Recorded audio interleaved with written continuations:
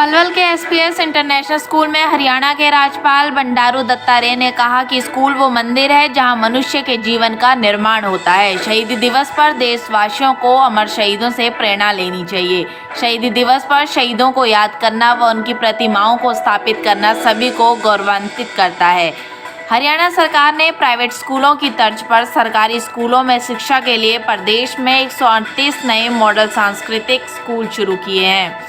इसके साथ हरियाणा देश का पहला राज्य बनेगा। देखिए पूरी खबर पलवल से हमारे पत्रकार योगेश शर्मा के साथ में हमारे आए हुए हमारे शिक्षा मंत्री, पूर्व शिक्षा मंत्री श्री रामविलास शर्मा जी, जिनका आशीर्वाद हमेशा मेरे ऊपर रहता है, हमारे प्रवीण डागर जी, भाई एमएलए हतीन से, हमारे दीपक मंगला जी जो पलवल विधानसभा से एमएलए हैं, और मेरा क्षेत्र खामी जो कि जगदीश नायर जी जो हमारे चेयरमैन भी हैं और विधायक भी हैं होडल क्षेत्र से, मंच पर विराजमान एसपी साहब, डीसी साहब, हरेंद्र पाल राणा जी और सभी तालियां बजाकर हमारे महामहिम जी का स्वागत करें। पलवल की आवाज एक पता चले महामहिम जी को, वो आवाज गूंज, तालियों की गूंज के साथ एक बार जोरदार, बहुत जोरदार तालियों के साथ साहब का स्वागत। बहुत बहुत वंदन।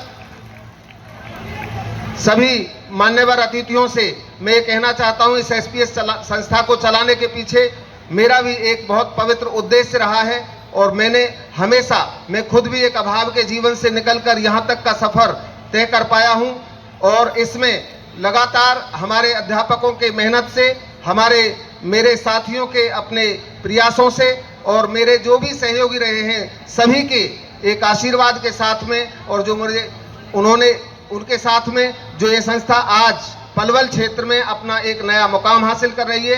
चाहे पढ़ाई का क्षेत्र हो तो पढ़ाई के क्षेत्र की तरफ मैं कह सकता हूं, कॉम्पिटिटिव एग्जाम्स में अब तक स्कूल को लगभग 8-7 साल हुए हैं, अब तक लगभग 52 स्टूडेंट्स सीए फाउंडेशन करके, कुछ सीए बन चुके हैं, कुछ बन रहे हैं, और इसके साथ साथ 38 बच्चे ऐसे हैं, 38 स्टूडेंट्स। इस स्कूल की बात कर रहा हूं क्योंकि मैं तो 31 ईयर से एजुकेशन में हूं, पहले एसपीएस स्कूल और होता था, तो 38 स्टूडेंट्स जो एमबीबीएस कर रहे हैं सरकारी सीट से। वैसे तो प्राइवेट सेक्टर में अगर बात करें तो सैकड़ों बच्चे ऐसे हैं, और आईआईटी में लगभग 18 बच्चे अब तक जो पिछले 6-7 सालों में गए हैं वो जा चुके हैं। खेल के क्षेत्र में भी हर एंगल से राष्ट्रीय और अंतर्राष्ट्रीय स्तर पर हमारे बच्चे अपनी प्रतिभा का लोहा मनवा चुके हैं। और अब जो मैंने 2010 में ये संस्था जब शुरू की थी, एक बहुत अच्छा, एक मिनिमम कम से कम फीस पर एक अच्छे सुविधाओं के साथ एक बहुत अच्छी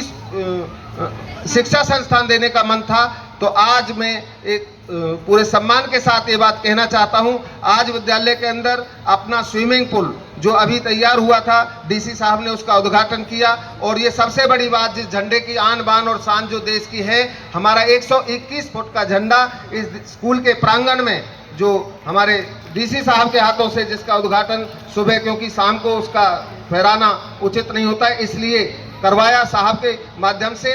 और ये 200 मीटर का ट्रैक, जहां आपके ग्राउंड में बैठे हुए 200 मीटर का ट्रैक और 100 मीटर का ट्रैक एथलेटिक्स में, और साथ में जो बराबर में बीच का जो बिल्डिंग के बीच में कैंपस है, तो हमने बैडमिंटन की एकेडमी, और नीचे बेसमेंट है पूरी बिल्डिंग के नीचे, इसमें मैंने आपका जो शूटिंग रेंज जो एसी है, और इंडोर गेम्स में काफ़ी हद तक हमने प्रयास किया है कि बच्चे के ऑलराउंड डेवलपमेंट के, यानी कि खेल का क्षेत्र हो, चाहे पढ़ाई का हो, कॉम्पिटिटिव एग्जाम्स का हो, चाहे क्षेत्र हो अदर को करिकुलर एक्टिविटीज़ का, हर क्षेत्र में बच्चे को आगे लाकर, जो आप देख रहे थे, बच्चों को मंच पर लाकर उनके अंदर से हेजिटेशन दूर करना ही हमारा प्रयास है।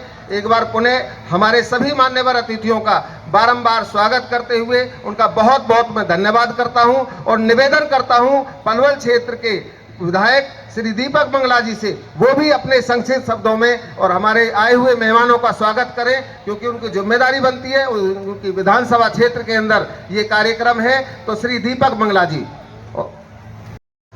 स्वर्ण भारती की और नई उड़ान इस कार्यक्रम का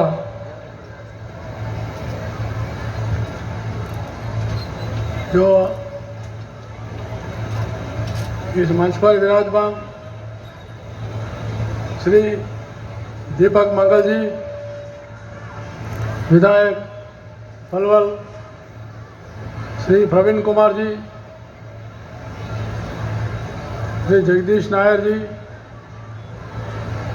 रामविलास शर्मा जी, पूर्व मंत्री श्री किशन कुमार जी, डीसी पलवल, राजेश दुग्गल जी, एसपी पलवल, डॉक्टर हरेंद्र पाल राणा जी और सुरेश भरद्वाज जी, जिला के सभी प्रशासनिक अधिकारीगण, अध्यापकगण, भाइयों और बहनों, पत्रकार एवं छायाकार बंधुओं, यह मेरे लिए अत्यंत ही गर्व का विषय है। आज शिक्षा के मंदिर में आयोजित कार्यक्रम में उपस्थित हुआ हूँ। यह वह स्थान है जहाँ पर व्यक्ति के जीवन का निर्माण होता है। आपने मुझे अपने इस स्कूल के वार्षिक समारोह में आमंत्रित किया है, उसके लिए मैं आपको धन्यवाद करता हूँ। आज शहीद दिवस है। अभी जो विद्यार्थियों ने आज़ादी का क्रांतिकारी लोगों का जो प्रदर्शन किया है, बहुत ही अद्भुत है। मैं सारे विद्यार्थियों को अभिनंदन करना चाहता हूँ। बहुत ही अद्भुत प्रदर्शन किया है।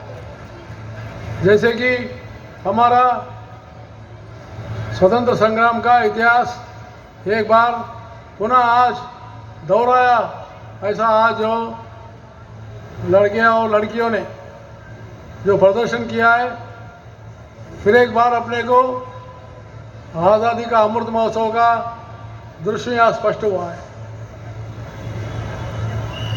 आज जिन्होंने यहाँ प्रदर्शन में देखे थे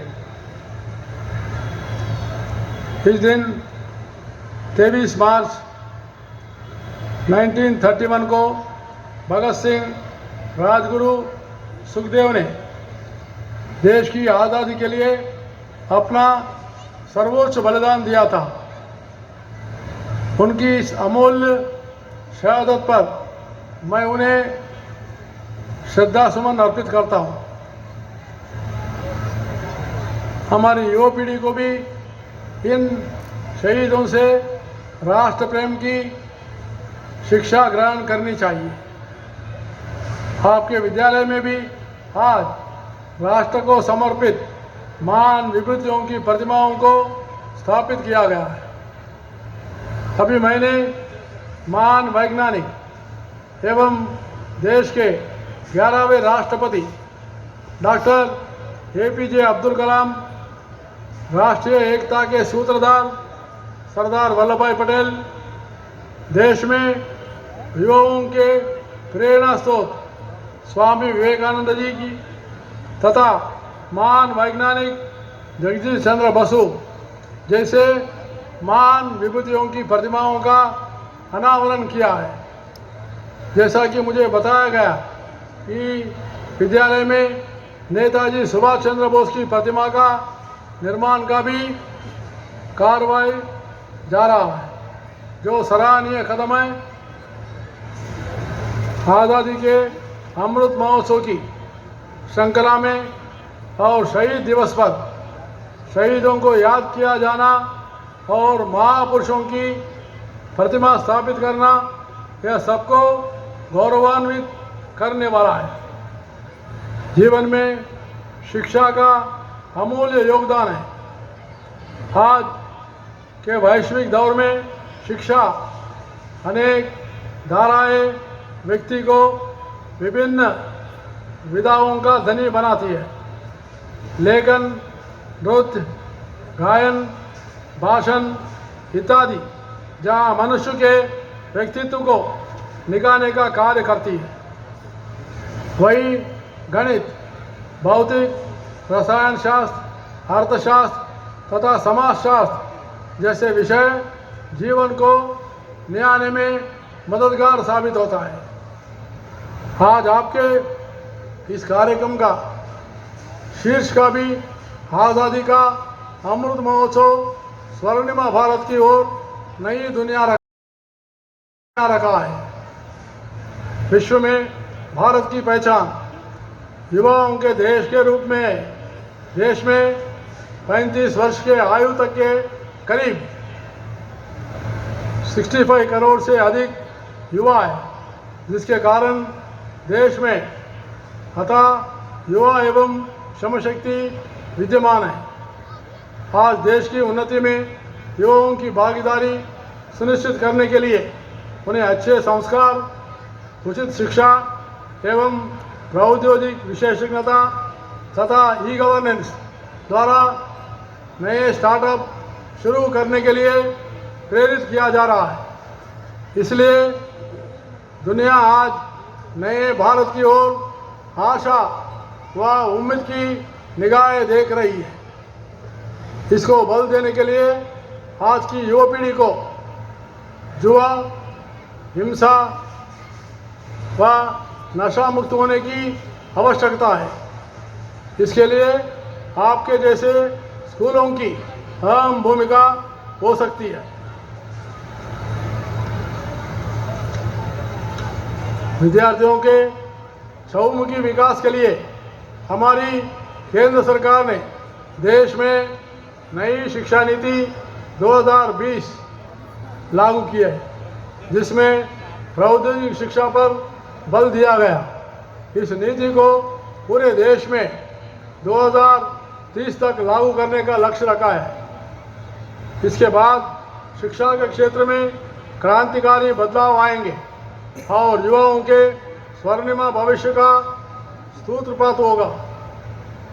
और मातृभाषा में पढ़ने का अवकाश मिलेगा।